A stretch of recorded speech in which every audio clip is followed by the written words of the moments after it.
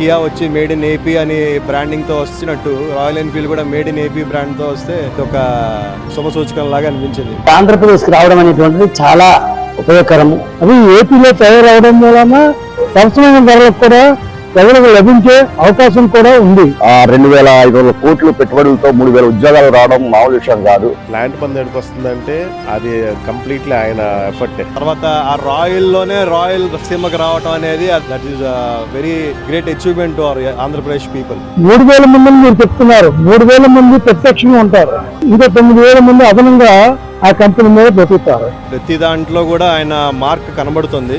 ప్రతి ఎడ్యుకేషన్ పరంగా కానీ, ఐటీ శాఖ కానీ. నేషనల్ సర్వేల ప్రకారం కూడా ఇండియాకు వచ్చేటువంటి పెట్టుబడులలో 25% పెట్టుబడులు ఆంధ్రప్రదేశ్కి వస్తున్నాయి. దాంతోపాటు ఒక 10 మంది బతుకుతున్నారంటే అది ఆయన గ్రేట్నెస్ కదండి.